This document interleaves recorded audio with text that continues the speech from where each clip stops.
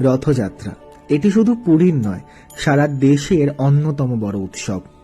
রথযাত্রায় অনুষ্ঠিত প্রতিটি রীতির নেপথ্যে রয়েছে বহু গল্প, যা সত্যিই অবাক করে দেওয়ার মতো।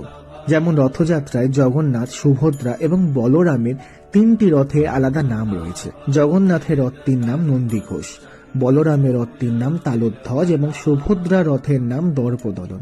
শুধু নামই নয়, 3টি রথের চাকার সংখ্যাও এক নয়।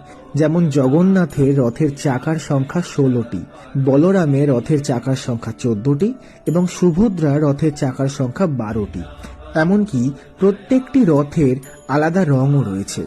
বিষ্ণুর অবতারের কথা মাথায় রেখেই জগন্নাথের রথের রং করা হয় লাল ও হলুদ। এই দুই রং আসলে বিষ্ণুর পছন্দের রং।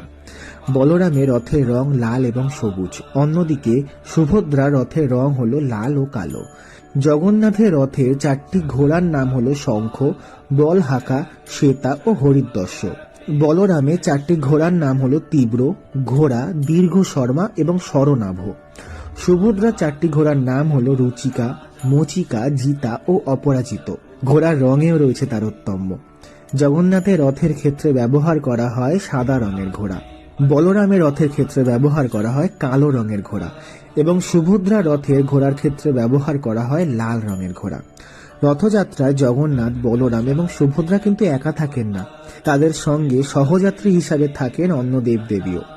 যেমন জগন্নাথের সঙ্গে থাকেন মদন মোহন, বলরামের সঙ্গে থাকেন রামকৃষ্ণ এবং সুভদ্রার সঙ্গে থাকেন সুদর্শনা। আমার সকল শ্রোতা বন্ধুদের জানাই শুভ রথযাত্রা। জয় জগন্নাথ।